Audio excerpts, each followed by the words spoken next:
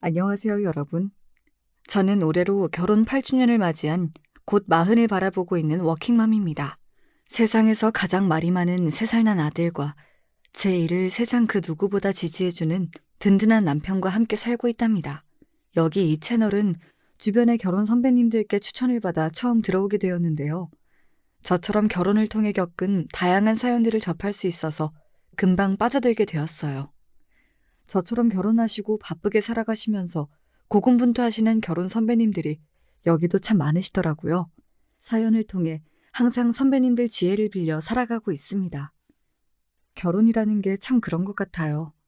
내 남편 하나 믿고 한 결혼이라 하더라도 사람과 사람 사이의 일이다 보니 시댁 식구들과 생각지도 못했던 일들로 부딪히기도 하고, 그래서 뜻밖의 마음고생을 하게 되기도 하고, 그 과정에서 나와 타인의 사고방식이 얼마나 다른지도 체감하게 되면서 말이죠. 어떤 것들은 생각보다 사소해서 이 정도 의견 차이야 가볍게 넘어갈 수 있는 문제도 있지만, 어떤 것들은 그런 가벼운 생각으로는 도저히 넘기지 못할 일들도 있고요. 제가 오늘 들려드린 사연은 후자의 것입니다. 저와 남편은 캠퍼스 커플로 연애를 시작했습니다.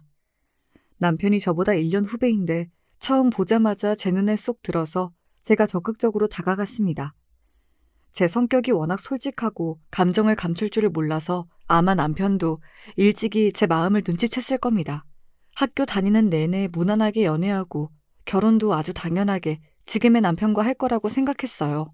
그런데 이 남자 직장까지 잡고 안정적인 환경이 되었는데도 불구하고 결혼 얘기를 꺼낼 생각을 안 하는 거예요. 자기, 내가 지금까지는 자기 회사 적응하고 바쁜 거 뻔히 아니까 잠자코 기다렸는데 혹시 나랑 결혼할 생각은 없는 거야? 나랑은 그냥 연애만 하고 싶어? 돌려 말하는 성격이 아니기도 하고 그럴 말재주도 없다 보니 그냥 돌직구로 물어봤습니다. 제 성격을 알면서도 결혼 얘기가 쉬운 것도 아니고 기다리다 못한 제가 대놓고 물었더니 남편도 많이 당황한 기색이었어요. 아니야, 무슨 그런 소리를 해. 손사래까지 치며 강하게 부정하는 남편을 보자 내심 안심이 되더라고요. 사실 남편이 그런 생각을 할 사람이 아니라는 거야 알고 있었지만 제가 결혼 생각이 없으면 또 몰라도 그간 결혼에 소극적인 태도를 보이는 남편에게 알게 모르게 마음을 다치지 않은 건 아니었나 봅니다. 남편은 제가 그렇게까지 생각하고 신경을 쓰고 있는 줄은 꿈에도 몰랐던지 제게 미안한 기색이었습니다.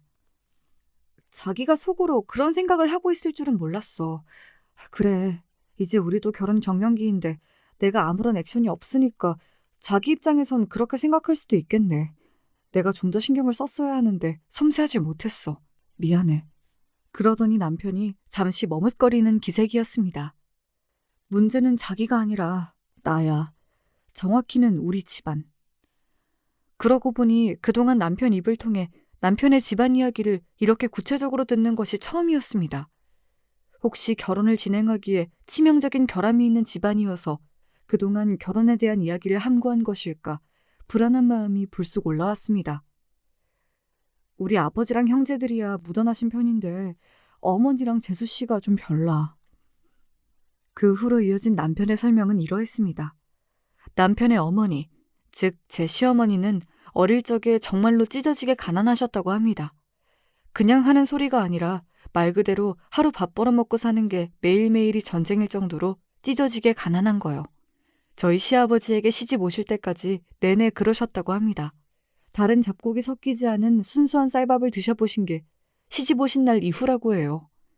그날 서러움에 통곡하는 시어머니를 달래느라 시아버지께서 아주 진담을 빼셨다는 이야기를 남편도 다 자란 후에야 뒤늦게 들었다고 합니다.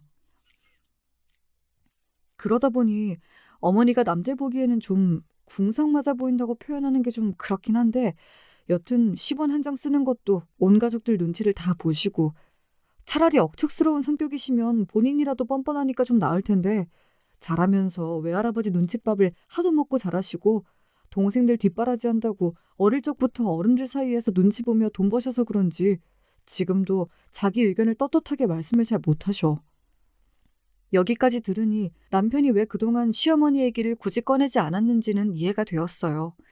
아무래도 콤플렉스가 많으신 자기 어머니 얘기를 쉽게 꺼내긴 힘들었겠죠. 하지만 제 입장에서는 이 정도는 조금 신경이 쓰이긴 하나 성격적으로 무슨 큰 결함이 있으신 것도 아니고 결혼 자체에 회의적일 정도로 문제가 되는 건가 싶기도 했습니다. 아이, 괜찮아. 어머님 입장에서는 자기 인생 열심히 사시느라 상처가 많으셔서 그러신 것 같은데 나 그런 걸로 문제 삼거나 할 사람 아니라는 건 자기도 알잖아. 알지. 그런데 겪으신 게 있다 보니 어머니가 자기보다 더 배운 사람, 더 가진 사람에게는 좀 저자세로 행동하시는 경향이 있어. 그런 사람 말이면 납득하기 어려운 말이나 행동도 따지지 않고 그냥 받아들이시기도 하고. 그거야 어디 어머님 잘못인가요? 그런 사람들한테 갑질하는 사람들이 나쁜 거죠. 문제는 내 동생 부인 되는 사람, 그러니까 재수 씨가 좀 그런 유형의 사람이라는 거지. 그러니까 귀 얇고 자신보다 경제적으로 우위에 있는 사람에게 저자세인 시어머니에게 지금 손 아래 동서될 사람이 갑질을 한다, 뭐 그런 소리인 겁니까? 보통 반대의 경우는 많이 들어봤지만 이런 소리는 또 처음 들어봐서 저는 조금 벙찐 얼굴이 되었습니다. 그러니까 지금 자기 말은 어머님보다는 자기 재수 씨한테 문제가 있다, 그 소리인 거지? 말하자면 그렇지. 남편의 동생인 도련님은 남편보다 1살 아래인 연년생으로 남편과는 다르게 어릴 적부터 소소하게 사고를 자주 치고 다녀서 부모님 속을 적잖이 썩게 하며 자랐다고 합니다. 공부야 당연히 진작 손을 놓은 지 오래였다고 하고요. 대학 진학은커녕 고등학교라도 무사히 졸업하게 하려고 늘 노심초사하셨다고 합니다.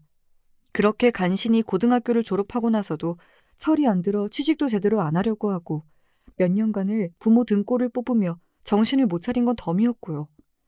그러다 군대에서 제대한 지 얼마 지나지도 않아 지금의 동서와 사고를 쳐 덜컥 애를 만들어 왔다고 합니다. 당연히 집안이 발칵 뒤집어졌겠죠. 그동안은 그래도 저놈이 나이를 더 먹으면 정신을 차리겠지 싶어 애써 참으셨던 시아버지도 그만 폭발하고 마셨다고 합니다. 아버지 말씀으로는 제 자식이 생긴 상태에서도 제대로 밥벌이할 생각을 안 하면 저놈 사람 만들기는 그른 거라시면서 손자를 위해서라도 더 이상 받아주면 안 된다고 하시더라고. 내 생각에야 진짜 그러셔야 했는데 오히려 늦은 거지 뭐. 그렇게 도련님 내외는 무일푼으로 시아버지 댁에서 쫓겨났다고 합니다. 그래도 제 새끼가 생겼으니 정말로 정신을 차린 건지 도련님은 그 이후로 정비회사에 들어가서 지금까지 잘 다니고 계시다고 했습니다. 아들이 정신 차린 모습을 본 시부모님과도 다시 왕래가 이어졌다고 하고요. 지금은 정신 차리고 사신다니 잘 됐네 뭐. 근데 재수 씨가 뭐가 문제인 건데? 문제는 초기에 시댁으로부터 경제적 지원을 받지 못했기 때문에 동서의 친정, 즉 시부모님 입장에서는 사돈댁에서 둘의 신혼 월세집 보증금을 전적으로 해결해 주셨다는 겁니다. 동서 친정 입장에서는 번듯한 사위는커녕 월세집 보증금도 못 해주는 수준의 집안으로 딸을 시집 보낸 셈이 된 거죠. 물론 마음만 먹으면 그 정도 지원이야 못 해줄 집안 형편은 아니었지만 결과적으로 아들이 결혼하는데 아무것도 못 해준 모양새가 된 것만은 사실이라 상대방 집안의 눈길이 고울 리가 없었습니다. 거기다 동서의 집안이 시댁보다는 경제적인 형편이 조금 나았다는 것도 문제가 됐어요. 그렇다고 시댁의 형편이 안 좋다거나 한 편은 아닙니다. 하지만 시어머니 입장에서는 아들 장가가는데 변변히 해준 것도 없는 데다 상대 집안 형편이 자기 집보다 나은 집이다 보니 가뜩이나 소심한 양반이 이래저래 여러 가지 상황이 겹쳐지면서 사돈댁에 그만 더 주눅이 들고 마신 거예요. 그렇다고 해도 주변에서 잘 다독여드렸으면 상황이 그렇게까지 되진 않았을 텐데 영악한 동서는 단박에 시어머니 성격을 파악해버렸습니다.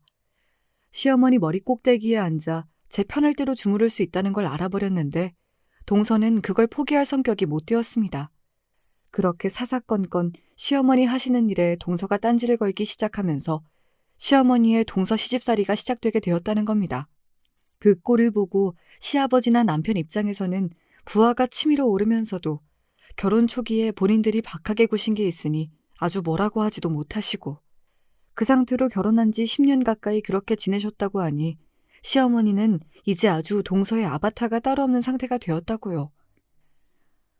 그래, 그건 뭐 쉽게 꺼내기 어려운 얘기긴 하네.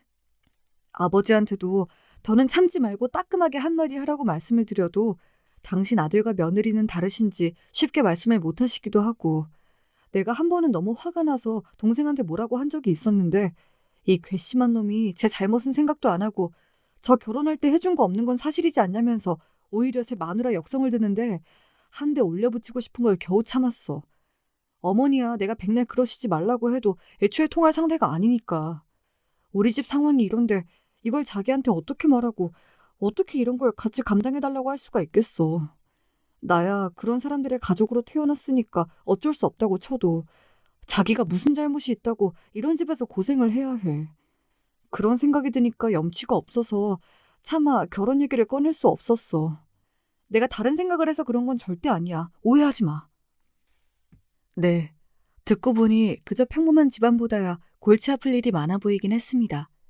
아마 제 친구가 시댁 상황이 저렇다는 얘기를 했으면 저라도 결혼을 다시 생각해보라고 말했을 것 같아요. 시어머니야 그렇다 치더라도 계속 만나야 할, 그것도 손 위도 아닌 손 아래 동서가 저리 설쳐댔는데 앞으로 스트레스 받을 일이 얼마나 많겠습니까? 하지만 당사자인 남편에게 무슨 결함이 있는 것도 아니고 고작 손 아래 동서 하나 때문에 이 결혼을 다시 생각하기에는 제가 남편을 너무 좋아했습니다. 까짓거 제 눈에 거슬리게 굴면 동서 하나 안 보고 사는 게 뭐 그렇게 큰일이겠나. 그때는 그런 안이한 생각도 했던 것 같습니다. 그래서 저는 남편에게 호기롭게 말했습니다. 괜찮아. 내가 자기랑 결혼하고 싶은 거지 뭐. 당신 재수 씨랑 가족하고 싶은 건 아니니까. 뭐 얼마나 대단한 사람인진 모르겠지만 나도 그렇게 호락호락한 사람은 아니잖아? 정 어이없게 굴면 그때 가서 그냥 남처럼 지내도 되고. 나 동서랑 싸운다고 모른 척하고 시댁 편만 들고 그럴 거 아니지 자기? 뭐 이쁘다고 그쪽 편을 들어주겠어.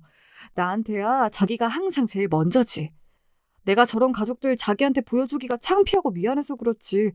애초에 싸가지 없는 동생놈이나 그 재수나 나한텐 가족도 아니야. 그런 걱정이라면 안 해도 돼.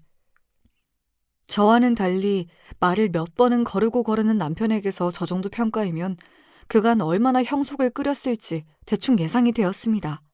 뭐 내가 좋아하는 내 남편이 내 편이라는데 저는 더는 무서울 게 없었죠. 그렇게 저는 불도저처럼 남편과의 결혼을 뚝심 있게 밀어붙였고 계획대로 차근차근 이루어진 결혼 준비는 이윽고 양가의 차례로 인사를 드리러 가는 단계로 넘어갔습니다. 그렇게 처음 만난 시댁 식구들은 면면이 참 개성이 넘치더라고요.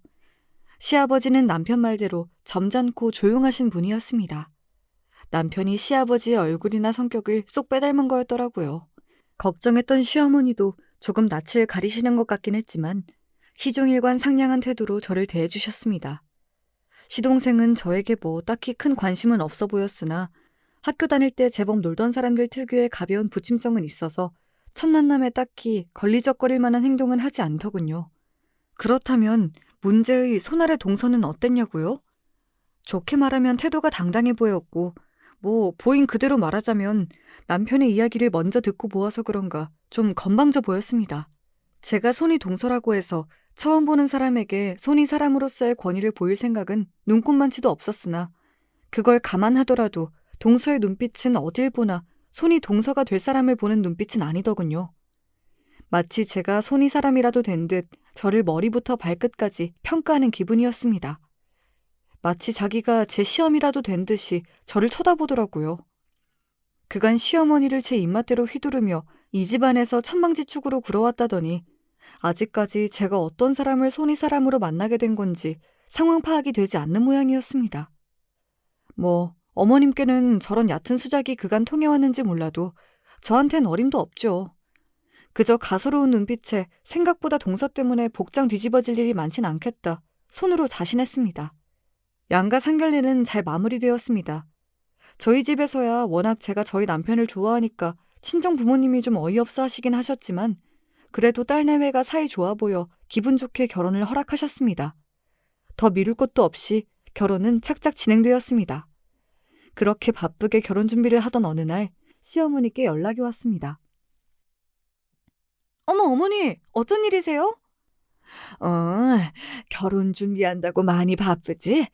내가 일하는데 전화한 건 아닌지 모르겠네.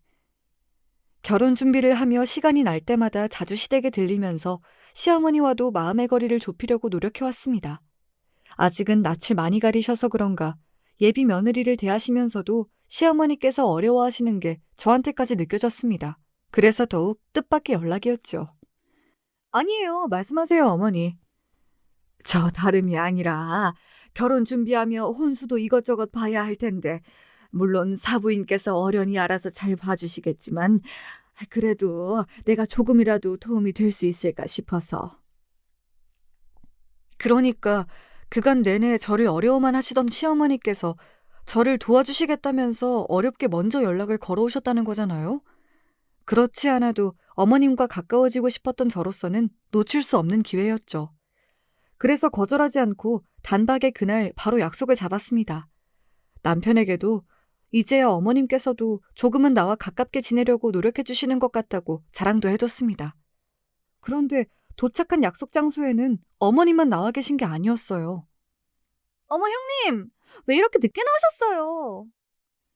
별로 반갑지 않은 사람이 하나 더 나와 있더군요. 동서였습니다. 그럼 일하다 나온 사람이 뭐 중간에 일 그만두고 뛰쳐나오겠습니까? 하나가 밉게 보이니 말 한마디도 밉살스럽게 들리더군요. 정작 제게 연락을 거신 시어머니는 동서와 저 사이에서 눈치만 보고 계셨습니다. 동서가 같이 나올 줄은 몰랐네? 무슨 일이에요? 제가 대수롭지 않게 묻자 동서가 고개를 치켜들고는 조잘조잘 떠들어대기 시작했습니다. 아, 그게 이제 결혼도 얼마 안 남았는데 예단이면 오며 준비할 게 많잖아요?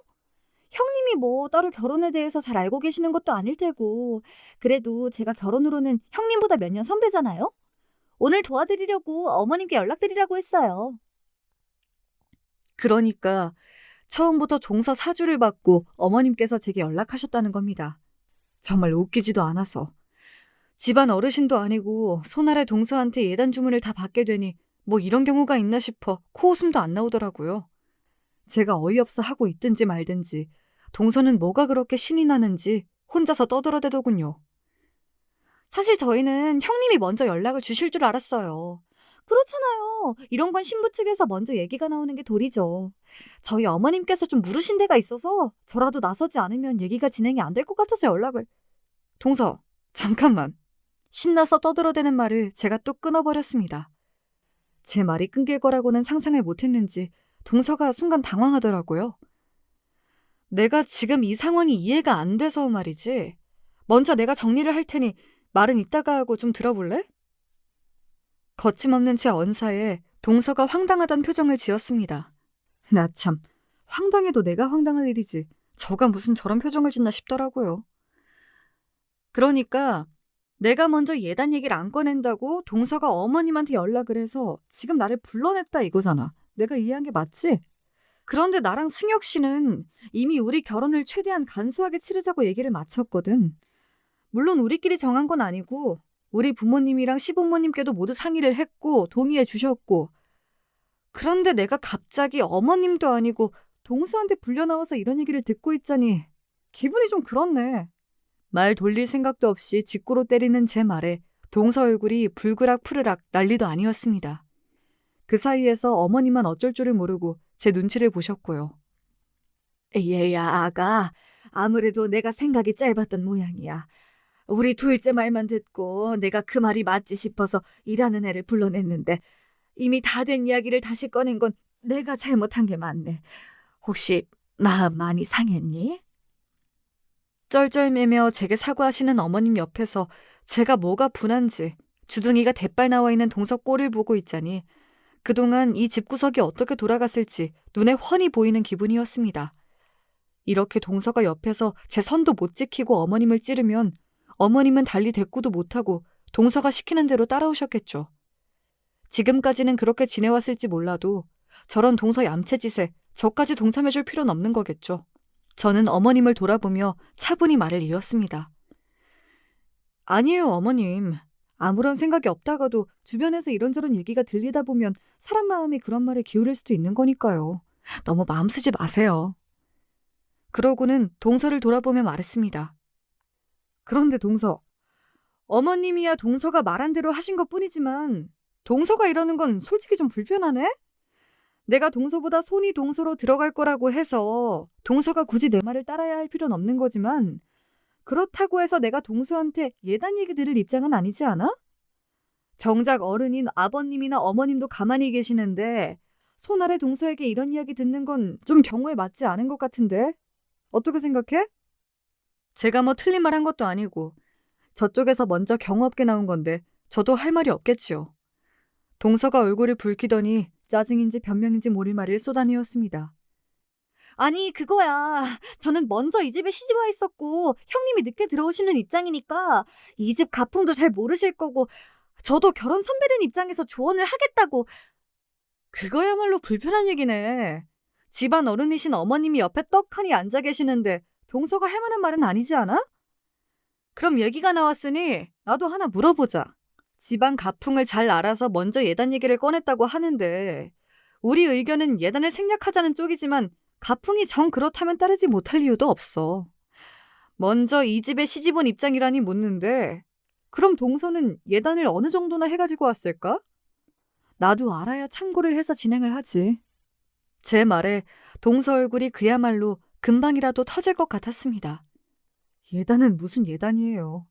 애부터 덜컥 가지고 나타나선 그 자리에서 쫓겨나서 저희들끼리 혼인신고만 하고 살았는데 예단을 해왔을 턱이 있습니까? 그러니까 저는 제 할 도리 제대로 다 하지도 않아놓고 제 손이 동서를 맞이한답시고 시작부터 동서 시집살이를 시킬 요량이었다 이거겠죠. 하지만 누울 자리를 보고 다리를 뻗었어야죠. 제가 그렇게 만만한 사람이 아닙니다. 아니, 저는 그러니까 해온 게 없는데 무슨 할 말이 있겠습니까? 말까지 더듬는 동서를 보며 속으로 코웃음을 쳤습니다.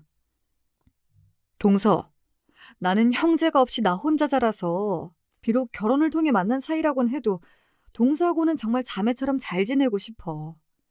그러려면 서로 지켜야 할 것들은 지켜줘야 오랫동안 좋은 관계로 잘 지낼 수 있지 않을까? 이번이야 우리가 이제 막 처음 만난 사이니까 생길 수도 있는 실수라고 생각해. 오늘 일은 내가 없는 걸로 치고 넘어갈 테니까 앞으로는 우리 정말 잘 지내보자. 알았지, 동서? 마치 어린아이 어르듯 하는 제 말투에 분한 모양이었습니다. 하지만 제 말에 틀린 구석이 없는데 아무리 동서가 아나무인인들 무슨 말을 더 할 수 있겠어요. 저는 동서 쪽은 쳐다보지도 않고 어머님께 자세를 틀곤 말했습니다. 그래도 이렇게라도 어머님 얼굴 한 번 더 뵈니까 너무 좋네요. 어머님, 저랑 저녁 먹고 들어가세요. 어머님 뭐 좋아하세요? 동서의 눈치를 보긴 했지만 제가 뒤끝없이 완전히 기분이 풀어진 것처럼 보이자 그제야 어머님도 긴장의 끈을 놓으신 것 같았습니다.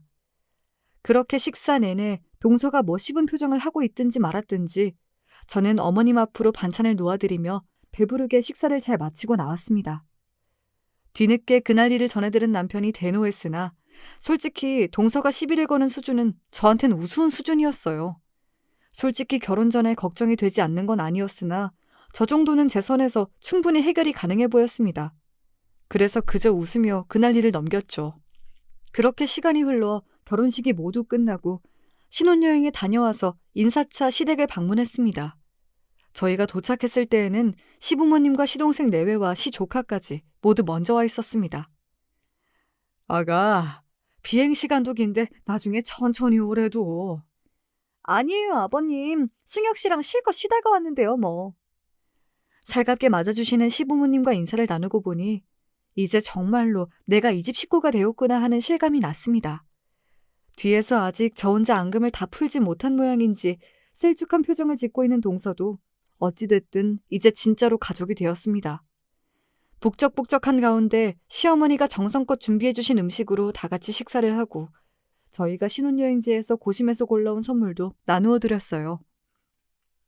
어머나 예뻐라. 이런 거 비싼 거 아니니?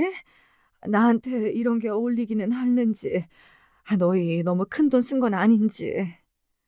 아니에요, 어머니. 원석이라서 생각보다 많이 비싸지 않았어요. 어머님 톤에 잘 어울릴 것 같아서 보자마자 이건 딱 어머님 물건이다 싶더라니까요. 혹여 당신에게 비싼 선물을 한 걸까봐 어쩔 줄을 몰라 하시는 어머님을 안심시키려고 부려 더 너스레를 떨었습니다. 그랬더니 옆에서 힐끔힐끔 쳐다만 보고 있는 동서가 또 얄밉게 말을 얹더군요. 그래요, 어머님. 그런 거 뭐 별로 비싼 것도 아닌데 뭘 그렇게까지. 밉살스러운 동서 말에 시동생이 동서 옆구리를 쿡 찌르더라고요. 부부가 서로 똑같이 더 나을 것도 없는데 결혼 전에 저희 남편이 하도 으름장을 놔서인지 아직까진 그 약발이 떨어지지 않은 모양이었습니다. 동서 말에 저희 남편은 물론이고 시아버지의 눈초리도 곱지가 않더라고요. 하긴 그렇게 제 부인 괄시하고 우습게 보는 며느리가 예뻐 보이는 게 더 이상한 일이겠지요. 조금만 영리했어도 제가 시댁에서 입지를 세우는 게 쉽지 않았을 텐데. 새치 혀로 주변 사람들을 모조리 적으로 만드는 동서도 참 어지간한 사람이다 싶었습니다. 그런 와중에도 어머님께서는 제가 선물한 목걸이가 정말 마음에 드시는 모양이신지 연신 목걸이를 만지작거리시는 게 꼭 소녀 같으시더라고요. 어려서부터 고생을 많이 하셔서 제 물건 갖는 재미를 모르고 사셨다던 남편 말이 떠올라 괜히 더 마음이 이상했습니다. 그 이후로도 목걸이를 만지시던 어머님 모습이 종종 떠오르곤 했던 건 그래서였나 봅니다. 신혼여행에서 돌아와서는 그동안의 공백을 메꾸느라 바쁘게 직장 생활을 한 탓에 한동안 시댁 식구들 볼 일이 생각처럼 많진 않았습니다. 남편도 사정은 마찬가지라서 바쁘게 직장 다니랴 신혼생활에 새로이 적응하랴 그렇게 또 시간이 손살같이 흘러갔습니다. 시부모님과 시동생 내외를 다시 본 것은 시아버지 생신 때문이었습니다. 결혼 후 처음으로 맞는 시아버지의 생신인 만큼 용돈의 선물까지 제법 신경을 많이 써서 준비했어요. 그렇게 시아버지 생신이 끼인 주말, 온 시댁 식구들이 다시금 시댁으로 모여들었습니다. 저희 신혼여행 다녀온 이후 인사를 드리러 간 이래 통화를 제외하고 직접 얼굴을 뵙는 건 처음이었어요. 아버님, 생신 축하드려요. 고맙다, 아가. 바쁜데 주말이라도 쉬어야 하는데 여기까지 다 와주고. 너희들이야 힘들겠지만 식구 하나 더 늘었다고 네가 오니 집안 분위기가 더 환해지는 것 같구나. 말씀도 참 어쩜 저렇게 다정하게 하시는지. 기분이 좋아져 활짝 웃고 있는데 구석에서 동서가 입을 삐죽대는 게 보였습니다. 제가 시아버지와 잘 지내는 게 질투가 나는 건지 그저 제 꼴보기가 싫어 심술을 부리는 건지 그 속은 알 수 없었습니다만 시아버지와 잘 지내고 싶었으면 진작 좀 착하게 굴 일이지요. 괜히 저한테 불똥 튀기는 것은 저도 반갑지 않아서 서둘러 시댁으로 들어갔습니다. 부엌으로 들어갔더니 어머님께서 음식을 어찌나 많이 하셨던지 저희 시댁 잔치가 아니라 온 동네 잔치를 해도 될 것 같았습니다. 세상에 어머님! 이걸 혼자서 다 하셨어요? 내가 하던 가락이 이런 것뿐이라 이 정도 하는 건 거뜬해. 일부러 많이 했으니까 새아기 너도 가면서 많이 싸가지고 가. 맛이야 볼품 없겠지만은 그래도 너희 둘 다 일하느라 바빠서 밥해 먹기도 힘들 텐데 먹을 만은 할 거야. 시어머니는 겸손하게 말씀하셨지만 아닌 게 아니라 정말로 음식이 너무나 먹음직스러워 보였습니다. 무슨 말씀이세요, 어머니? 누가 보면 무슨 한정식 집인 줄 알겠어요. 우리 어머니 솜씨가 이렇게 좋으신 줄은 또 몰랐네. 제 너스레에 어머님도 기분이 좋으셨는지 표정이 좀 펴지셨어요. 처음보다는 많이 나아지셨지만 그때까지도 어머님은 저를 조심스럽게 대하신다는 게 느껴졌었거든요. 아무래도 자기가 조건이 좋아서 더 어려워하시는 것도 있는 것 같아. 우리 집에 대학 나온 사람은 나랑 자기가 유일하거든. 평소에도 있는 집 사람 많이 배운 사람 어려워하시니 당신 며느리가 고학력자인 것도 괜히 많이 배우지 못한 자기 때문에 나 책 잡힐까 봐 괜히 안 해도 되는 걱정을 하시는 것 같아. 아직도 저를 편치 않아 하시는 시어머니 때문에 속상해하는 제게 남편이 해준 말이 떠올랐습니다. 무슨 대학 나온 게 대단한 벼슬도 아니고 정말이지 안 하셔도 되는 걱정을 하시는 것 같아 속상한 마음이 들었지만 제게 큰 문제가 아닌 일이라도 어머님께는 상처가 되는 일일 수도 있기에 평소 제 성격처럼 시원하게 터놓고 얘기를 하기도 쉽지 않더군요. 그러던 차에 저희를 챙겨주시겠다며 먼저 어머님께서 다가오려고 하시는 것 같아서 기분이 좋아졌습니다. 내가 너희들에게 뭐라도 좀 해주고 싶긴 한데 내가 재주가 이런 것뿐이라서. 어머니 말씀에 갑자기 제가 건네드렸던 저희 신혼여행 기념 선물이 생각이 났습니다.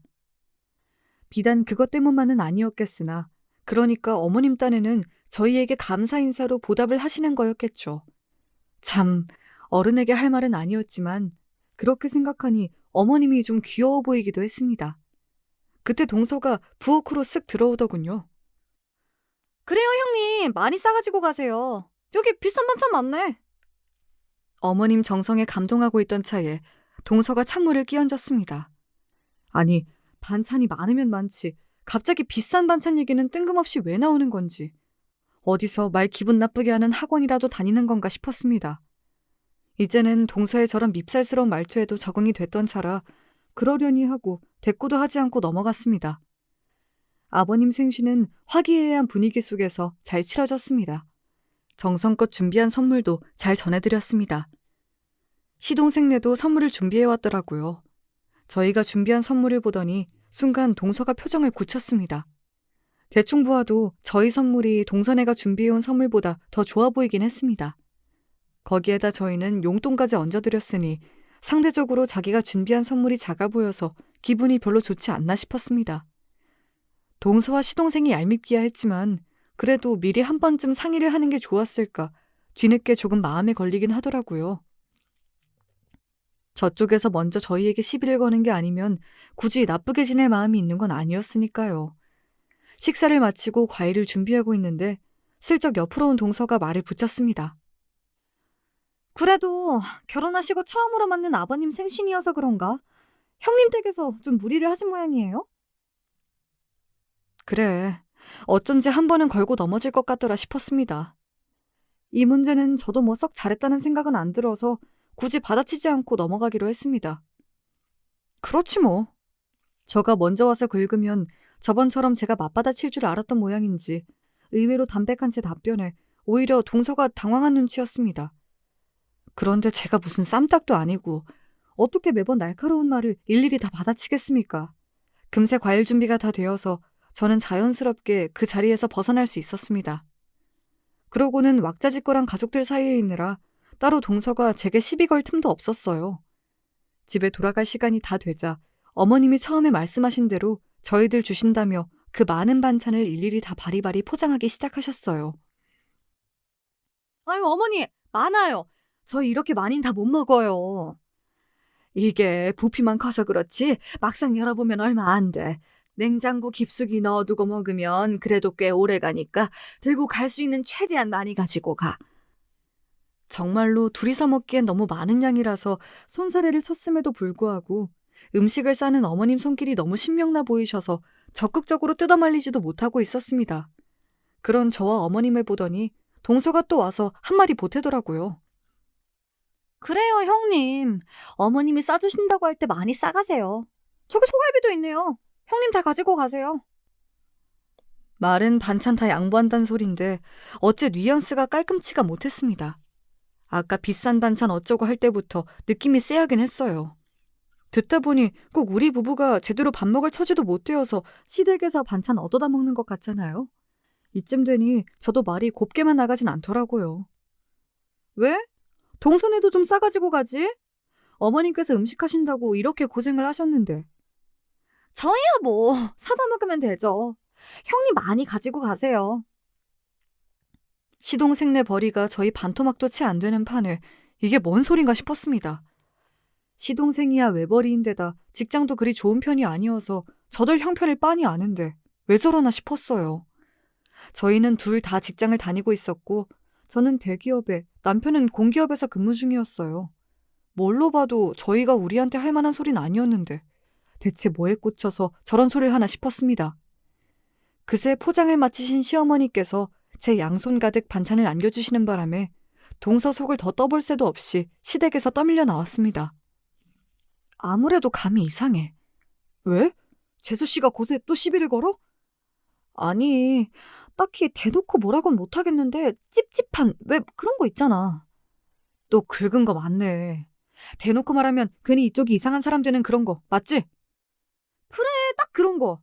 차라리 대놓고 까불면 내가 아주 코를 납작하게 눌러줬을 텐데. 아, 진짜 왜 또 저러나 몰라. 상대하지 마. 저런 인간들은 상대를 안 해주는 게 최선이야. 그래도 싸움을 걸어오면 어떻게 상대를 안 하고 넘어가나요? 오늘이야 애매해서 그냥 넘어갔다 쳐도 다음에도 저렇게 요상하게 나오면 진짜 가만 안 둔다 속으로 다짐했습니다. 동서 속내는 머지않아 금방 드러났습니다. 시할머니 제사며 친척 모임이며 얼굴을 볼 일이 있을 때마다 동서가 제 속을 긁으려고 드니 티가 나지 않으려야 안 날 수가 없었죠. 어머, 형님! 사회생활 하시는 분이 피부가 너무 까칠하시다. 저 아는 피부과 소개시켜드려요? 아, 형님한텐 좀 부담되시겠구나. 형님, 구두 이거 너무 오래 신으신 거 아니에요? 남들 보는 눈도 있는데 우리 형님이 참 검소하시구나. 우리 형님이 얼마나 알뜰한 분이시냐면 시집 오실 때 뺄 건 싹 빼고 예단까지 빼셨다니까요? 얼마나 알뜰하신지 우리 형님 참 잘 사실 거야. 예, 이쯤 되니 눈치 못 채는 게 바보일 지경이었습니다. 그러니까 제가 결혼 직전에 예단으로 제게 무안을 준 것을 두고두고 마음에 담아두고서는 저 혼자 예단 해오기도 빠듯한 집안딸로 저를 단정지어버린 겁니다. 도대체 어쩌다 저런 멍청한 결론에 다다른 건지 이해가 안 될 지경이었어요. 아니, 단순하게 덧셈 뺄셈만 할 줄 알아도 저희 집 수입이 자기네보다 많다는 건 금방 나오지 않나요? 이건 저희 친정이 무슨 빚쟁이라도 된다고 알고 있지 않은 이상 나올 수가 없는 결론이었습니다. 사고방식이 어이가 없다 못해 황당하다 보니 아예 화도 나지 않더라고요.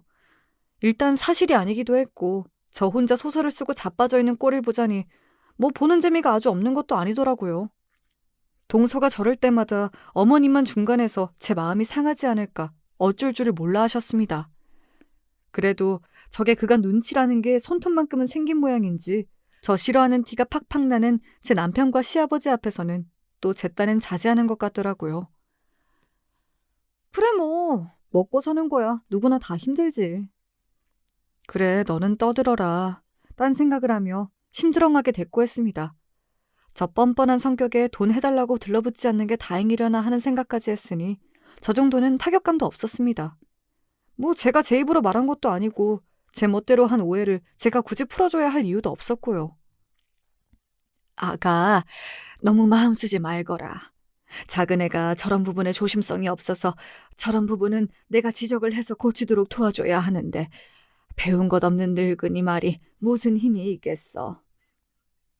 동서가 설치고 다닌 탓에 괜히 시어머니까지 이상한 오해를 하시는 것 같아 그게 좀 신경이 쓰이긴 하더군요. 어머니, 저 그런 걸로 기분 안 상해요. 그리고 저 잘 벌어요. 필요 없는 물건 잘 안 사는 것 뿐이지 그 사람이랑 저랑 잘 먹고 잘 살고 있으니까 이상한 오해하시면 안 돼요. 알았다며 고개를 끄덕이는 시어머니 표정이 영 석연치 않았지만 거기서 해명을 더 늘어놓는 것도 웃기잖아요. 괜히 맘 쓰이는 자식이 된 것 같아 좀 떨떠름했습니다. 그렇게 동서와는 여전히 대면대면한 채로 결혼한 지 어느덧 5년 차에 접어들 무렵 드디어 저희 부부가 바라마지 않던 소식이 찾아왔습니다. 바로 저희 첫 아이 임신 소식이었죠. 양가 부모님 어느 누구라 할 것 없이 모두 기뻐서 어쩔 줄을 몰라 하셨습니다. 제가 자궁이 약한 편이라서 이번에도 해를 넘겨도 아이가 들어서지 않으면 시험관 시술까지 생각하던 중이었어요. 다들 한마음으로 기뻐해 주신 탓에 민망한 마음이 들면서도 저 또한 너무나 행복했습니다. 시부모님 역시 기쁨을 감추지 못하셨습니다. 제게 뭐라도 더 해주시고 싶어서 두 분 다 안달이 나 계셨어요. 하지만 그럼에도 불구하고 저는 그 마음을 다 받아들일 수가 없었습니다. 예, 아가, 아직도 입덧이 그렇게 심하니? 예, 임신을 확인한 지 얼마 되지 않아 시작된 입덧이 꽤 심했습니다. 정말 심한 날은 물도 한 모금 제대로 넘기기 힘들었어요. 가리는 것 없이 평생을 잘 먹어왔던 제 입장에서는 고역도 이런 고역이 없었습니다. 날이 다르게 살이 내리는 제 모습에 시댁 친정 가실 것 없이 걱정이 쏟아졌지요. 네, 어머니, 아직은 많이 힘드네요. 이렇게 힘든 걸 어머니는 어떻게 두 번이나 하셨어요? 제 말에 시어머니께서 안타까워서 어쩔 줄을 모르셨습니다. 얼른 입덧이 끝나야 몸보신이라도 시킬 텐데 발을 동동 구르시는 시어머니를 보며 그간 저를 어려워하셨더라도 제게 애정이 없는 건 아니셨나 보다 싶어서 마음의 위안이 되었습니다. 그렇게 꼬박 3주를 더 고생한 끝에 드디어 지긋지긋한 입덧이 좀 가셨습니다. 저는 그야말로 살판이 났죠. 저뿐만 아니라 양쪽 집안도 축제 분위기였습니다. 제 입덧이 끝났다는 소식에 대번에 저희 시아버지께서 전화를 주셨습니다. 아가, 이제 좀 먹을 수 있다지? 그동안 입덧한다고 제대로 먹은 게 없을 텐데 오늘 저녁에는 식구들이랑 다 같이 너 좋아하는 것 좀 먹자. 그동안 제가 말라갈 때마다 애를 태우신 시부모님을 봐왔기에 그저 말씀만도 감사했습니다. 바로 그날 저녁에 시댁 식구들과 한우 전문점에서 저녁 식사 약속이 잡혔습니다. 평소에도 제가 고기를 좋아하는 편이었는데 입덧하면서는 단 한 점도 넘기질 못했거든요. 예, 오늘은 가격 생각하지 말고 너 먹고 싶은 만큼 실컷 먹어. 네 시아버지가 너 아이 가졌다는 소식 들으셨을 때부터 오늘만 벼르셨어. 돈 얘기라면 항상 움츠러드는 시어머니께서도 오늘만큼은 돈 쓸 생각에 신이 나 보이셨습니다. 다들 저 때문에 같이 마음고생해 주셨는데 저도 오늘을 마음껏 즐기기로 마음먹었습니다. 네, 저 그럼 사양하지 않고 정말 먹고 싶은 대로 다 먹어요. 그렇게 갓 구운 한우 한 점을 입에 넣었습니다. 그동안은 고기 핏물 냄새만 맡아도 토악질이 올라왔는데 부드럽게 넘어가는 식감에 이제 좀 살 것 같았습니다. 시부모님은 저 먹는 것만 봐도 기분이 좋으신지 당신들 드실 생각은 않고 연신체 앞으로 고기를 구워 밀어주셨습니다. 저도 꼭 먹이 받아먹는 아기새라도 된 양 두 분 애정을 마다하지 않고 열심히 받아먹었습니다. 그렇게 한참을 열심히 받아먹고 있는데 갑자기 가시돋친 동서 목소리가 들려왔습니다. 형님, 한우 처음 먹어봐요? 누가 들어도 명백한 조롱이었습니다. 동서가 제게 반감을 가진 거야 그 자리에 누구도 모르지 않았지만 날이 날이지 않습니까? 무려 5년 만에 첫 아이를 가진 저희 부부를 축하하는 자리였어요.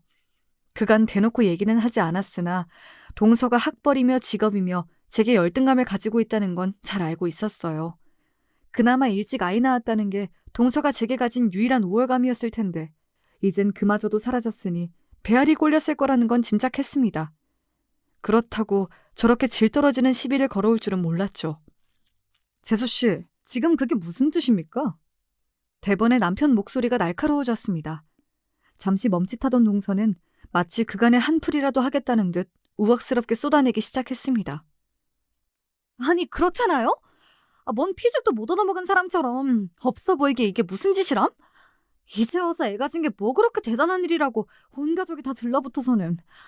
아무리 아버님이 실컷 먹으라고 했기로서니 무슨 고기 처음 먹는 사람도 아니고 짠하게 시리. 친정에서 5년 만에 임신한 딸한테 뭐 안 해줘요? 예단도 못 나는 집안이니 그럴 형편도 안 되려나? 이 여자가 보자 하니까 미쳤나 정말. 내가 그간 벼르고 있었는데 더는 안 되겠어. 자리를 박차고 일어난 남편을 시아버지가 막아서시더니 동서를 꾸짖기 시작하셨습니다. 내가 그간 너 그 방자한 버릇을 알면서도 넘겨줬더니 오늘같이 좋은 날 이런 데워먹지 못한 짓을 해? 네가 우리 집안을 얼마나 우습게 여겼으면 감히 이따위 짓을 해? 꼴도 보기 싫으니 당장 나가! 남편도 시아버지도 그간 참 많이 참으셨으니 반응이야 이해가 갔습니다. 그 자리에 동서 편은 아무도 없었죠. 심지어 시동생조차 저한테 불똥이 튈까 몸을 사리더군요. 참으로 한심하기 짝이 없는 한상이었습니다. 아버님, 당신도 열 올릴 거 없어. 애 들어, 그만해. 오히려 제가 차분히 둘을 진정시키자 그간 한 번도 저희 앞에서 큰 소리 낸 적이 없으셨던 어머님께서 말씀하셨습니다. 아니다.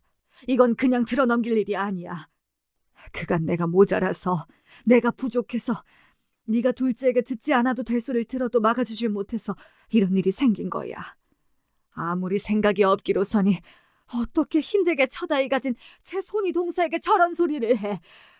도대체 너는 어떻게 생겨먹은 애니? 항상 제게 주눅 들어있던 시어머니에게 처음으로 듣는 야단에 동서가 충격을 받은 눈치였습니다. 그럼 저가 그렇게 설쳐대는데 언제까지 저를 봐주실 줄 알았나 보지. 제가 코웃음을 쳤습니다. 동서도 참 답이 없다. 어떻게 처음 봤을 때부터 지금까지 사람이 발전이 없니? 혼자 무슨 오해를 하고 말 같지 않은 소리를 했더니 또 돈 타령이니? 우리 부부가 너희보다 돈을 벌어도 배는 버는데 결혼 좀 간소하게 했다고 그렇게 내가 가난해 보이디? 허영만 잔뜩 차가지고는 내가 우리 친정 부모님한테 앞으로 물려받을 재산만 건물이 5채야. 알기나 알아? 진짜 부자는 너처럼 천박하게 돈 소리 대놓고 안 해. 뭘 알고나 말을 해야지. 제가 차분하게 하는 말에 그 자리에 모든 눈이 댕그레졌습니다. 하도 돈 타령 해대는 동서이니 괜히 거머리처럼 들러붙을까 싶어 얘긴 안 했지만 제게 물려받을 재산이 꽤 되는 건 사실이었어요. 비록 그거 아니더라도 동선애보다야 저희 집 형편이 훨씬 낫지만요. 동서, 자식까지 키우는 사람이 그러는 거 아니야. 애가 도대체 뭘 보고 배우겠니? 애한테 좋은 영향까진 못 주더라도 나쁜 걸 보고 배우게 하진 말아야 하지 않겠어? 마치 모자란 아이 타이르듯 부드럽게 어르는 제 말투에 약이 오를 대로 오른 모양인지 창피한 줄도 모르고 동서가 그 자리에서 울음을 터뜨렸습니다. 얼굴이 시뻘개져서는 갖은 추태를 보이는 모습에 시아버지께서 소리를 버럭 지르셨죠. 뭘 잘했다고 울어? 네 놈도 네 처가 저 모양인데 입국 닫고 있으면 그만이냐? 내 도저히 열이 뻗쳐서 네 놈들 더는 못 보고 살겠다. 앞으로 야금야금 빼먹던 지원도 전부 끊을 테니 그런 줄 알고 앞으로 2번 다시 손 벌릴 생각 마라! 네, 그간 시집 올 때 집 안 해줬다는 핑계로 시어머니를 구슬려 이리저리 빼먹은 돈이 적지 않다는 걸 시아버님은 물론이고 저희 부부까지 다 알고 있었습니다. 저희가 아는 것까진 모르셨는지 시어머니는 뜨끔하신 것 같았지만요. 뒤늦게 시동생이 사태 수습을 하려 들었으나 이제 와서 무슨 턱도 없는 일이었죠. 그렇게 동서는 여전히 추하게 질질 짜며 제 신랑에게 끌려나갔습니다. 저희끼리 남은 식당 룸 안에 침묵만이 흘렀습니다. 이윽고 시아버지께서 말씀하셨습니다. 이 좋은 날에 이런 꼴을 내가 정말 네 앞에서 할 말이 없구나. 내가 이렇게 대단한 집 따님이신지도 모르고 동구에 어쩔 줄 모르는 시어머니께 제가 단호히 말했습니다. 어머니, 그러지 마세요. 그간 말씀드리지 않은 건 죄송하지만 가뜩이나 어머님이 저 어려워하시는 걸 아는데 상속받을 얘기까지 하면 저한테 더 거리를 두실까 걱정돼서 그랬어요. 어머님이 가난한 집에서 태어나고 싶어 태어난 게 아닌 것처럼 저도 제가 뭘 잘해서 있는 집에 태어난 게 아니잖아요. 그저 여태까지 대해주신 것처럼 가족으로 대해주세요. 네?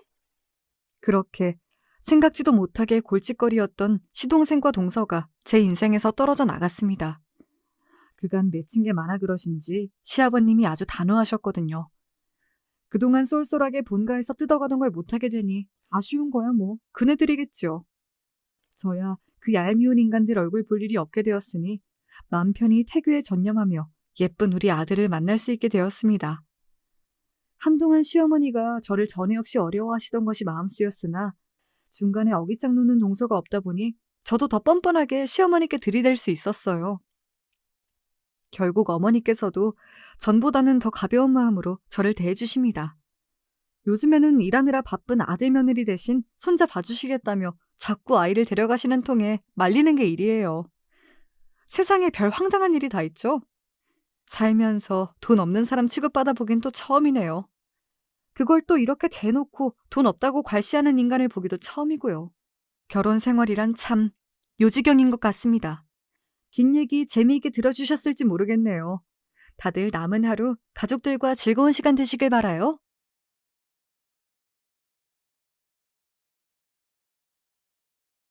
안녕하세요. 제 일상의 활력소이자 정겨운 친구 같은 존재 사연에 빠지다 채널에 저의 이야기를 한번 전송해봅니다. 넉넉하진 않아도 부족하지 않게 살던 집이 바로 제 친정이었어요. 하지만 제가 중학교 입학을 앞두고 유독 즐거이 연말을 보내고 있던 때 갑자기 아버지께서 사고를 당하셨고 하루아침에 모든 것이 무너져 내렸습니다. 우리 딸이 중학교 올라가면 가방하고 신발 새로 사줘야 한다고, 외투도 좋은 걸로 여러 번 새로 사입히고 싶다고 그런 말로 하면서 유달리 잔업에 열을 올리더니만 하늘도 무심하시지. 어떻게 한 집안의 가정을 사고당하게 할 수가 있어. 세상에 나쁜 놈들 많잖아. 근데 왜 착하고 성실하고 자기 처자식밖에 모르는 사람한테 이런 시련을 안겨주는 거야? 왜? 도대체 왜? 넋이 나간 채로 친정엄마께선 한탄하셨습니다. 아버지께선 근무 현장에서 추락사고를 당하셨어요. 추운 겨울날 몸이 굳어 있었기에 근육이며 뼈가 더 큰 충격을 받은 것 같다는 회사 동료분들의 쑥덕거림을 병원의 로비에서 제가 들었습니다. 하나도 도움이 안 되는 얘기였죠. 아니, 도리어 제 마음을 더 아프게 만드는 얘기일 뿐이었습니다. 아버지께선 말 그대로 죽다 살아나셨어요. 주변에서 모두가 목숨을 건진 게 신기하다.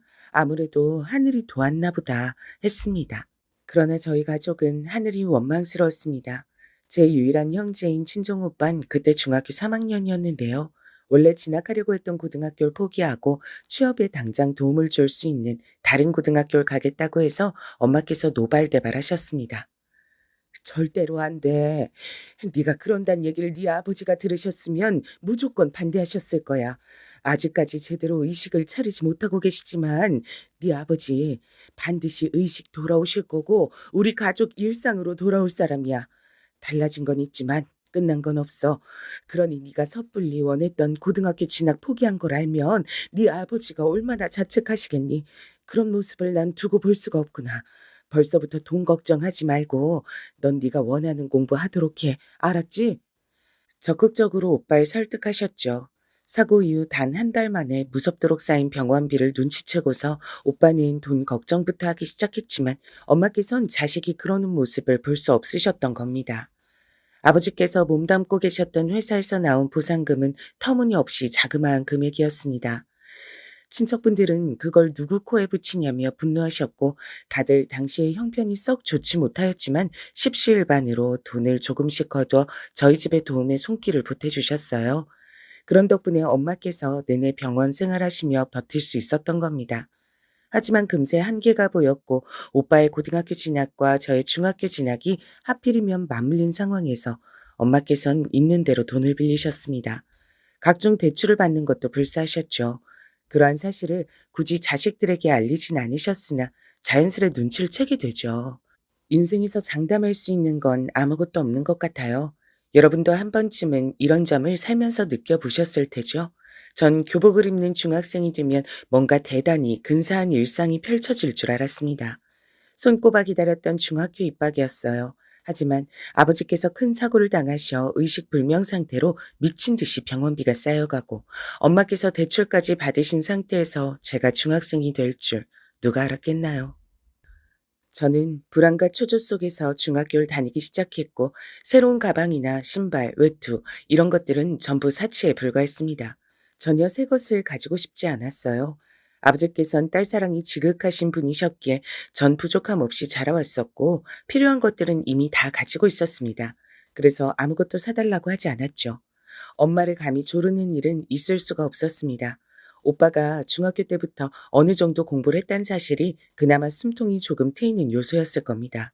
기적적으로 아버지께서 뚜렷한 의식을 되찾으시고 의사소통을 다시 하기 시작하셨을 때도 엄마께선 그러셨어요. 여보, 그래도 우리 아들이 공부 하나는 잘하잖아요. 좋은 대학 가서 좋은 직장 잡아서 어떻게든 집안 먹여 살려주겠죠. 그때까진 내가 이 한 몸 부서져라 노력하고 버팀대요. 그러니까 자책하지 말고 건강을 회복하는 것에만 집중해요.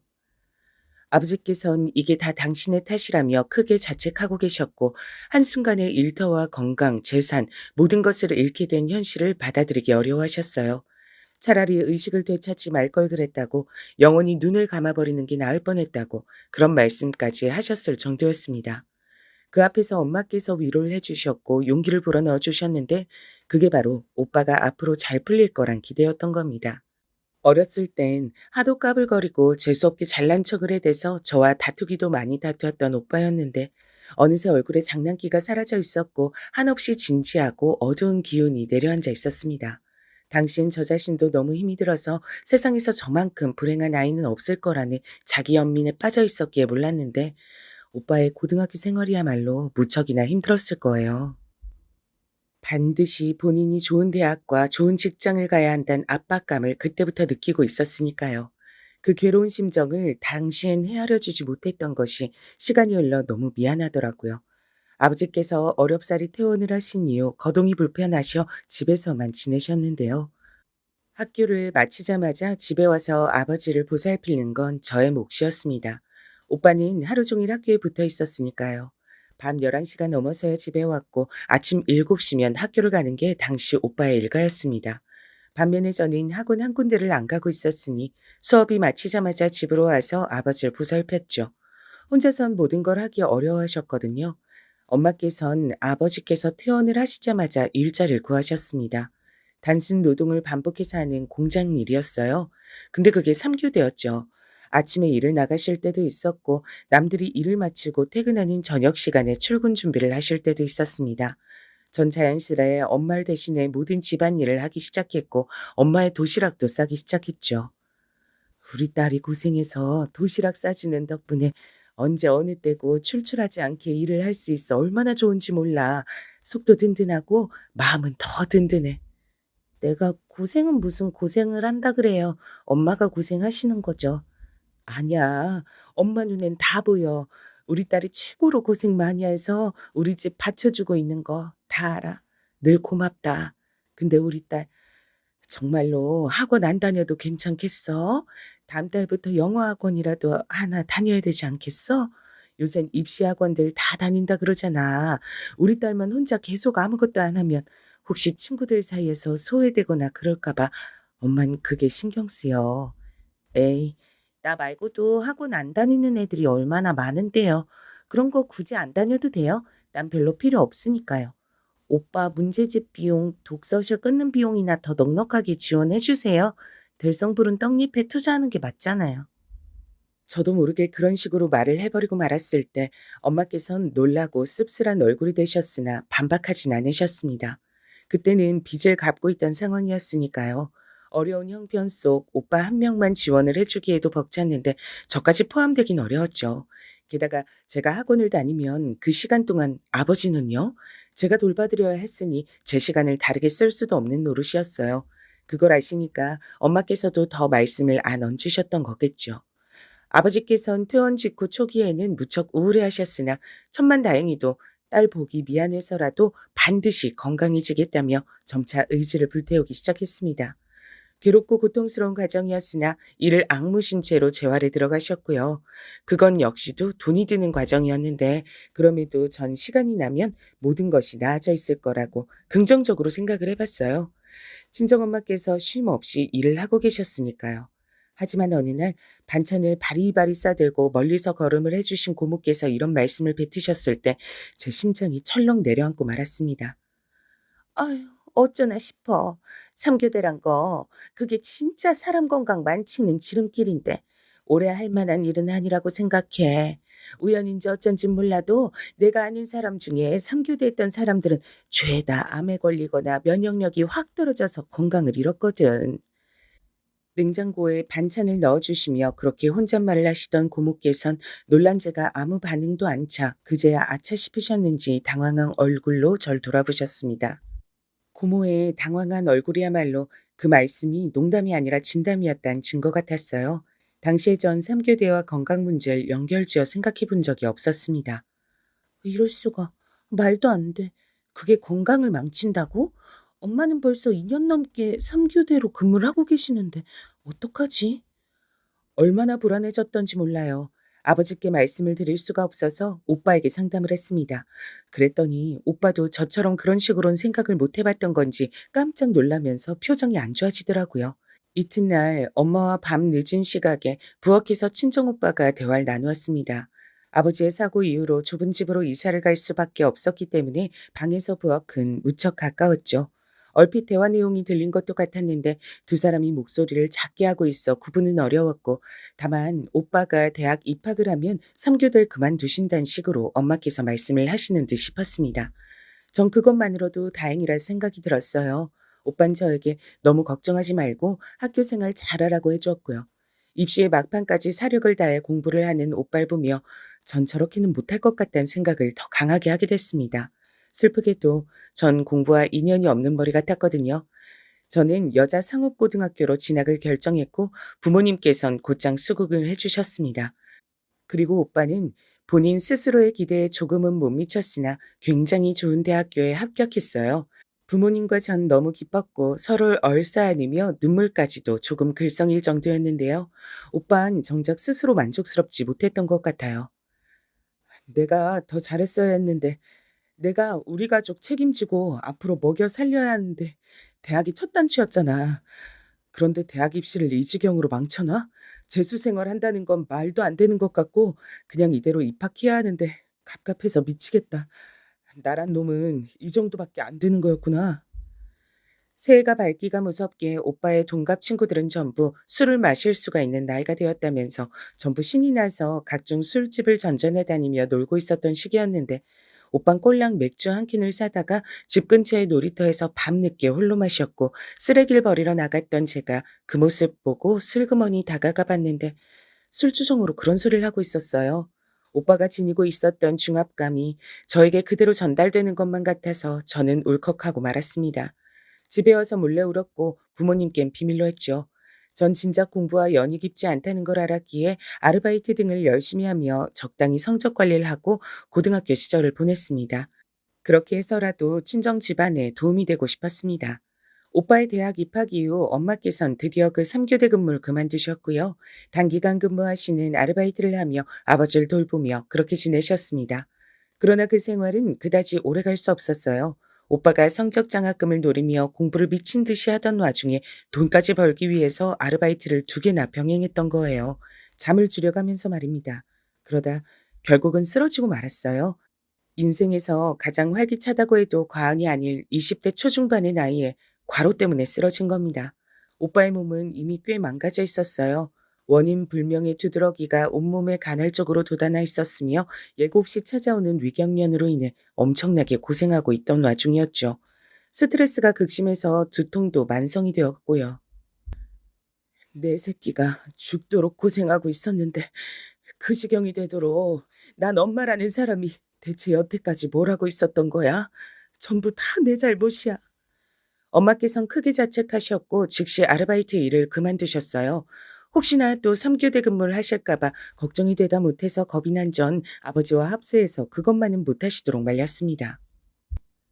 그래서 하시게 된 일이 바로 식당 일이었어요.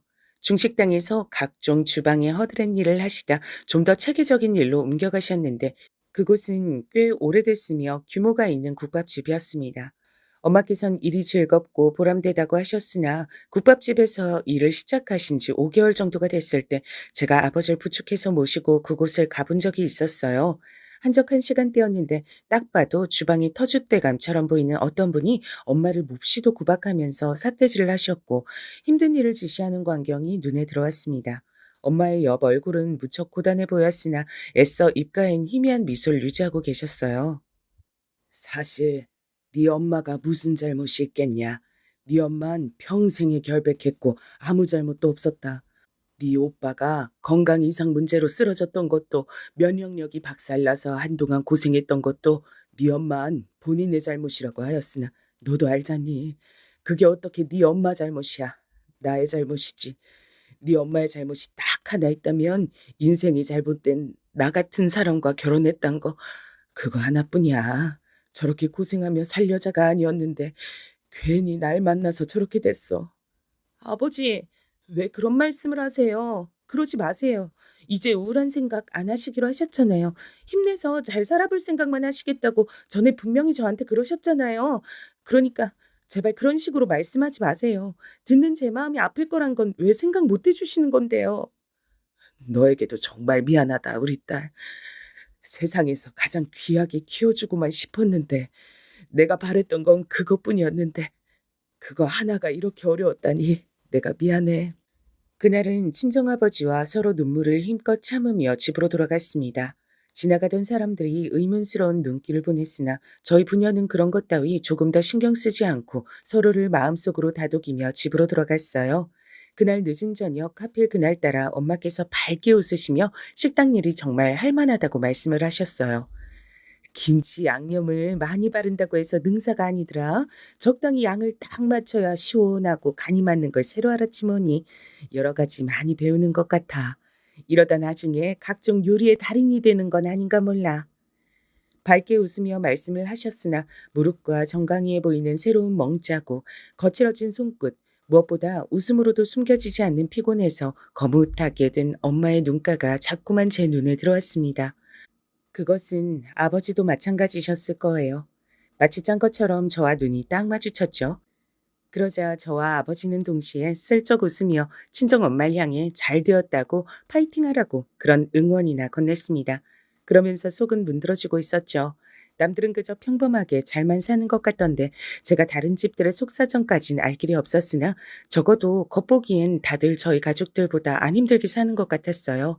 아등바등 노력을 아무리 해봐도 슬픈 집은 저희 친정집밖에 없는 듯 싶었습니다. 사실 여자 상업고등학교 그것도 도중에 그만두고 싶었고 돈이나 많이 벌고 싶었으나 부모님께서 만류해 주셔서 간신히 졸업장을 딴 것이었어요.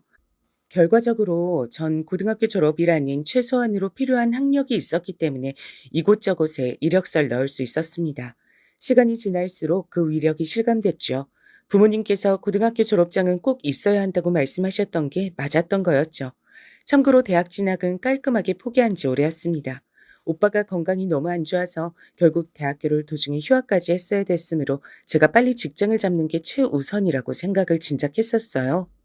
일을 하면서 제 목표는 저희 가족의 행복이었습니다. 엄마께서 일을 그만두시고 편하게 쉬시는 것, 오빠가 자신감을 되찾고 부담감을 내려놓고 여유롭게 일상을 사는 것, 그리고 아버지께서 진정으로 즐겁고 행복한 웃음을 지으시는 것, 그것뿐이었죠.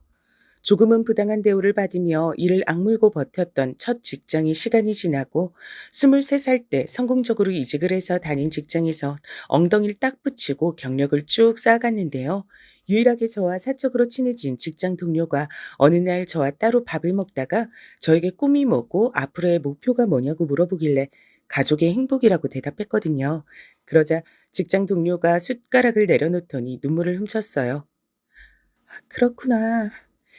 너무 의외의 답변이라 놀랐어. 그리고 조금 부럽네. 뭐? 부럽다고? 내가?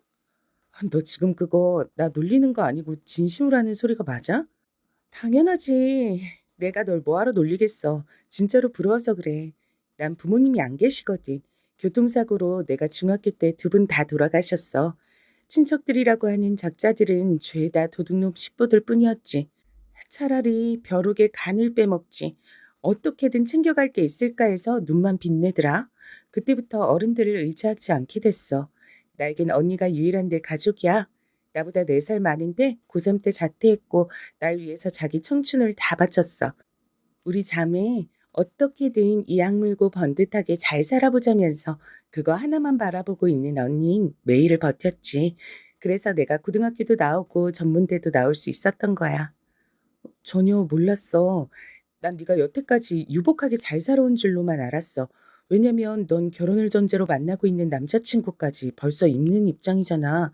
넌 다 가진 사람인 줄로만 알았는데 그게 내 착각이었구나. 왠지 부끄럽다. 언니분 얘기를 내가 그간 한 번도 못 들어봤는데 정말 대단하신 분이었구나.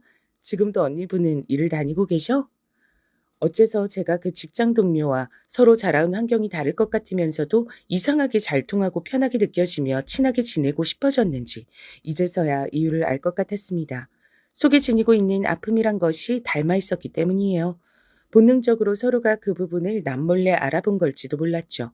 제 질문에 동료는 눈물 젖은 얼굴로 미소를 지었습니다. 아니, 지금은 쉬고 있어. 정말 잘됐다. 집에서 그냥 쉬고 계신 거야?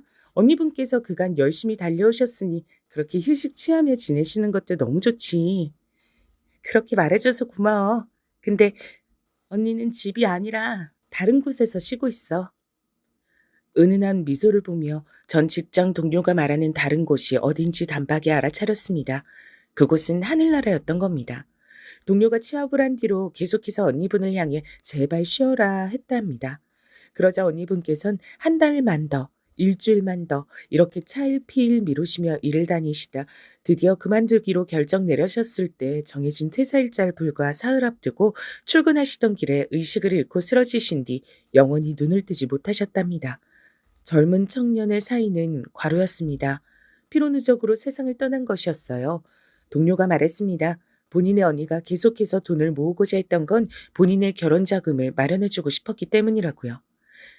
만약에 누가 나한테 언니랑 결혼 중에 하나만 고르라고 했다면 난 100번이고 1000번이고 당연히 언니를 고를 거야. 그 사실을 언니가 모르고 떠난 것 같아서 요즘도 난 밤에 자려고 누우면 언니 생각에 자꾸 눈물이 나더라. 넌 나처럼 후회하지 마. 직장 동료가 남겨준 조언에 제 심장이 철렁 내려앉았습니다.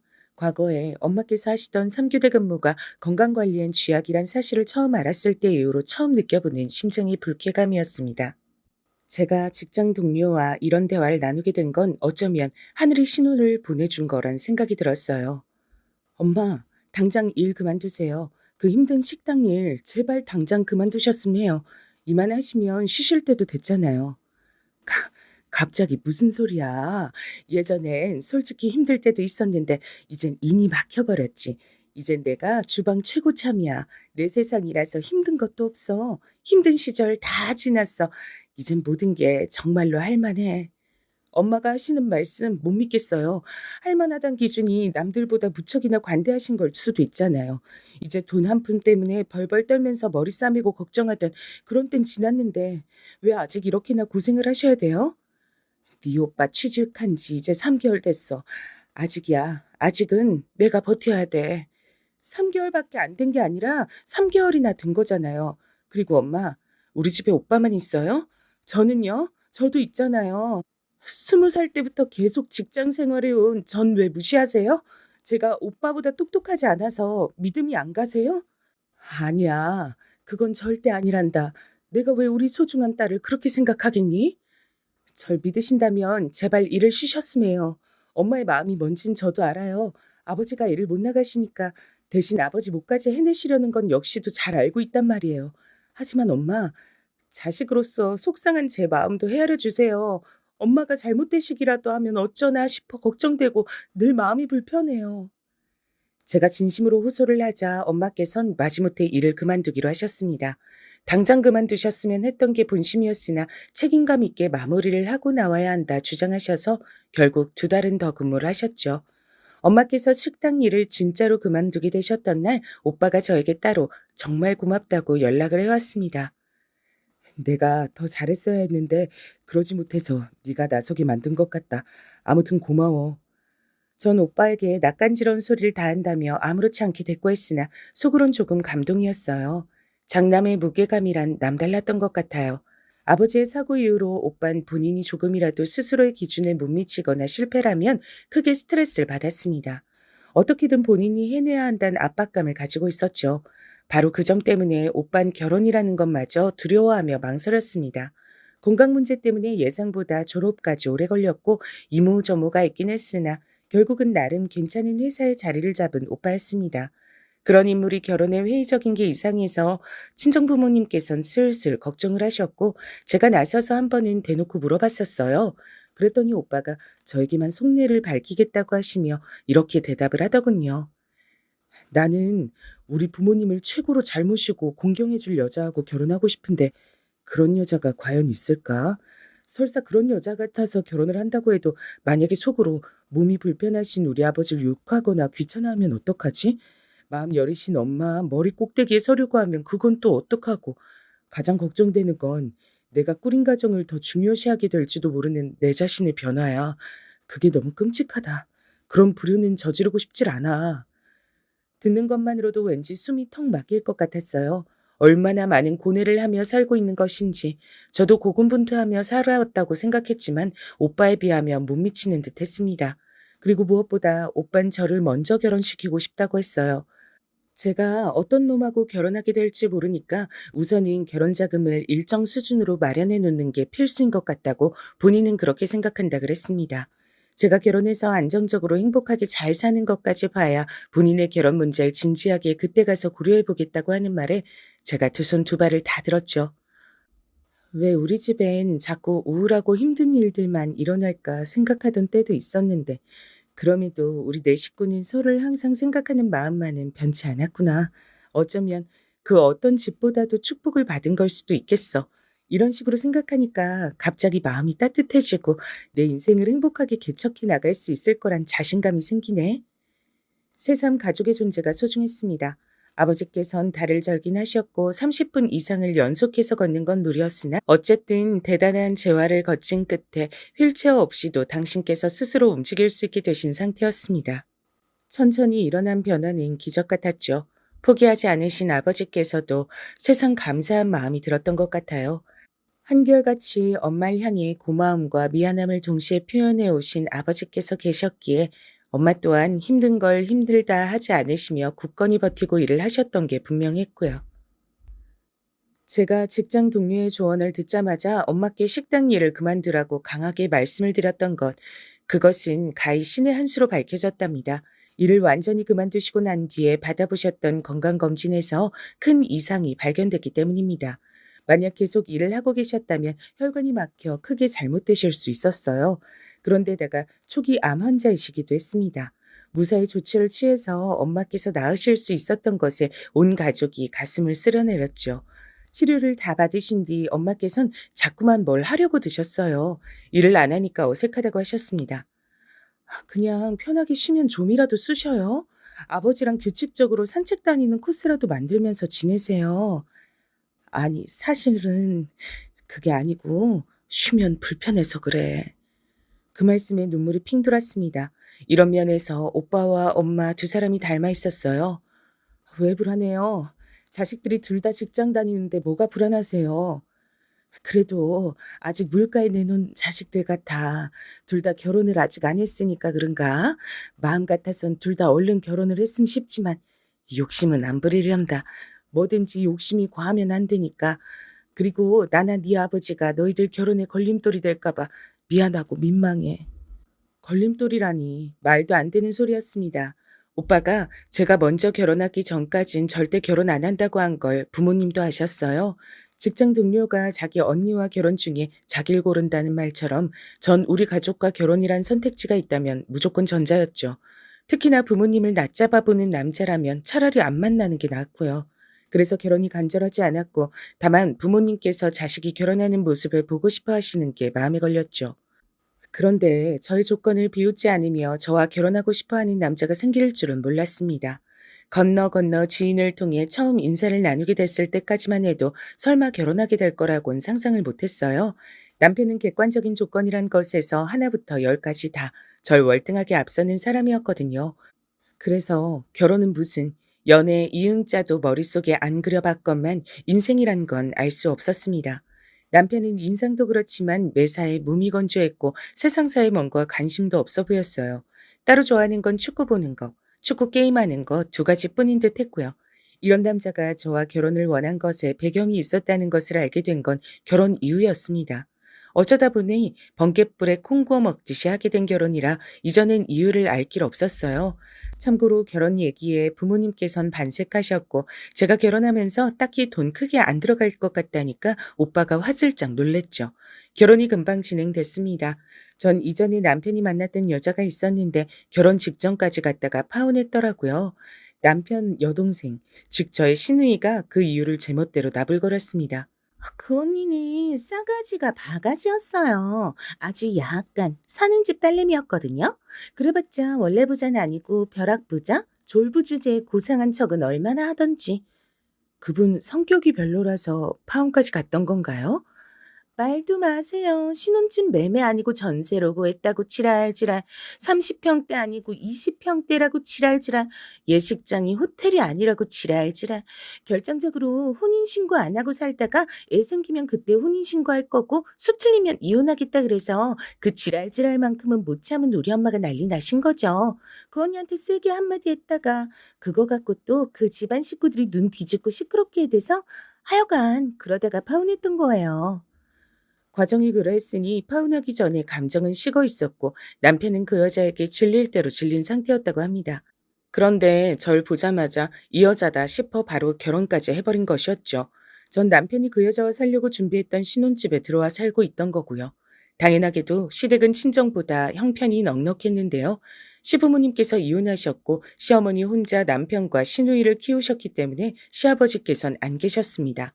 남편이 고등학교 때의 일이었고 그 이후로 시아버지께서 돈은 매달 보내오셨다 그랬어요. 이혼 사유는 시아버지의 바람이었고요. 근데 시아버지께서 바람이 난 상대가 시어머니의 지인이었다고 합니다. 마치 어느 유행가의 가사처럼 잘못된 만남이었던 거예요. 물론 이 이야기도 시누이가 나불거리는 바람에 알게 됐던 거죠.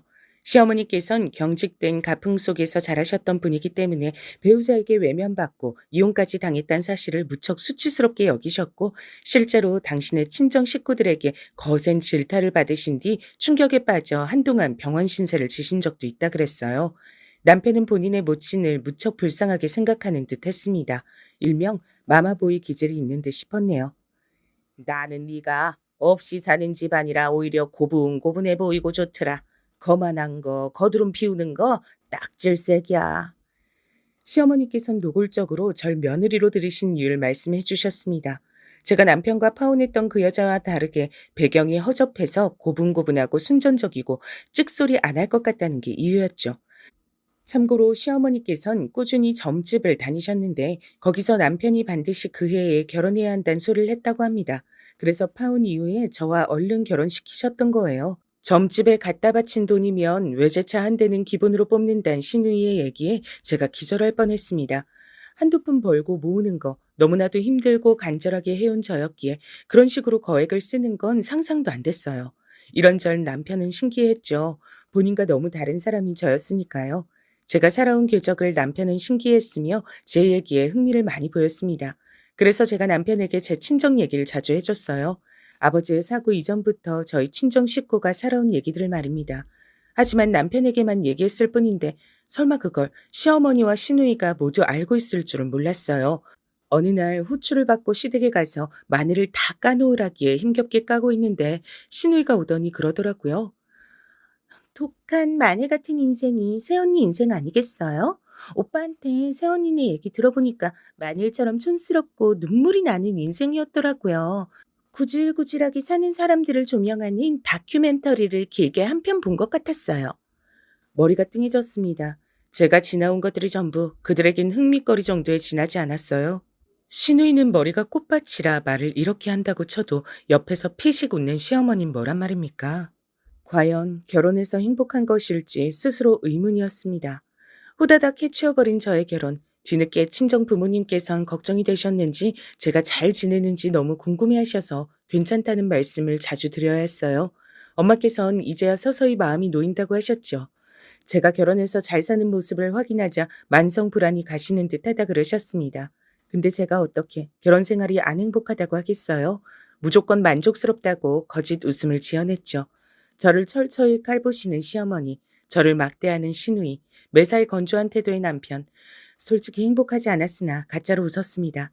엄마께서 실력 발휘를 하시겠다면서 반찬 만드시는 것도 거절하지 않고 다 받을 수밖에 없었죠. 식당 일 하시던 것이 손에 박히셔 이것저것 곧잘 만드셨죠. 근데 이걸 또 남편이 시댁에 알린 모양이었습니다.